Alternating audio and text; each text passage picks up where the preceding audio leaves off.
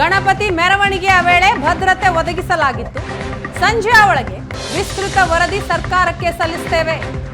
ನಾಗಮಂಗಲದಲ್ಲಿ 20 ಅಂಗಡಿಗಳಿಗೆ ಹಾನಿಯಾಗಿದೆ. ನಷ್ಟ ಆಗಿರೋ ಬಗ್ಗೆ ಮೌಲ್ಯಮಾಪನ ಮಾಡಲಾಗಿದೆ.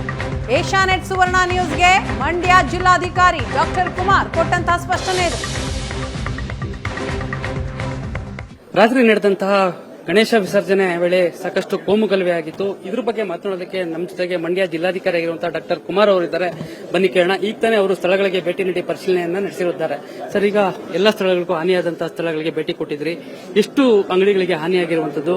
20 ಅಂಗಡಿಗಳಿಗೆ ಹಾನಿಯಾಗಿದೆ. ಪ್ರಾಥಮಿಕ ವರದಿಯ ಪ್ರಕಾರ ನಮ್ಮೆಲ್ಲ ಅಧಿಕಾರಿಗಳಿಗೆ ನಾವು ಸೂಚನೆಯನ್ನ ಕೊಟ್ಟಿದ್ದೇವೆ.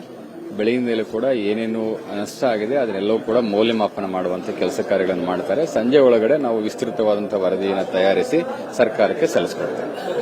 ಪೊಲೀಸ್ ಇಂಟೆಲಿಜೆನ್ಸ್ ಮೊದಲೇ ಮಾಹಿತಿ ಇರಲಿಲ್ವಾ ಸರ್ ಈ ರೀತಿಯ ಘಟನೆಗಳಾಗೋದಕ್ಕಿಂತ ಮೊದಲಿಗೆ? ಸಂದರ್ಭದಲ್ಲಿ ಏನು ಅವಶ್ಯಕತೆ ಇತ್ತು ಅಷ್ಟು ಅವಶ್ಯಕತೆ ಇರುವಂತಹ ಭದ್ರತೆಯನ್ನ ಮಾಡಿಕೊಂಡಿದ್ರು ಅಂತ ಹೇಳಿದ್ದಾರೆ. ಸ್ವತಃ ಇನ್ಸ್ಪೆಕ್ಟರ್ ಕೂಡ ಮೆರವಣಿಗೆಯಲ್ಲಿ ಭಾಗಿಯಾಗಿದ್ರು, ಮತ್ತೆ ಪೊಲೀಸ್ ಸಿಬ್ಬಂದಿಗಳು ಕೂಡ ಇದ್ರು ಅಂತ ಹೇಳಿದ್ರೆ, ಆದ್ರೂ ಕೂಡ ಅಚಾತುರ್ಯವಾಗಿ ಆಗಿದೆ. ಇದು ಆಗಬಾರ್ದಾಗಿತ್ತು. ಬಟ್ ನಮ್ಮ ವಿನಂತಿ ಇಷ್ಟೇ, ಸಾರ್ವಜನಿಕರೆಲ್ಲರೂ ಕೂಡ ದಯಮಾಡಿ ಸಹಕರಿಸಬೇಕು, ಸಮಾಜದ ಶಾಂತಿಯನ್ನ ಕಾಪಾಡಬೇಕು. Thank you. ಇದಿಷ್ಟು ಜಿಲ್ಲಾಧಿಕಾರಿ ಅವರ ಮಾತು. ಕ್ಯಾಮರಾಮನ್ ಸತೀಶ್ ಜೊತೆ ನಂದೀಶ್ ಮಲೆನಹಳ್ಳಿ, ಏಷ್ಯಾನೆಟ್ ಸುವರ್ಣ ನ್ಯೂಸ್, ನಾಗಮಂಗಲ.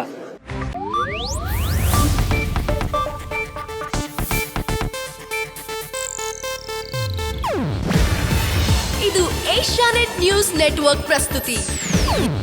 ನೀವು ನೋಡ್ತಿದ್ದೀರಾ ಏಷ್ಯಾನೆಟ್ ಸುವರ್ಣ ನ್ಯೂಸ್.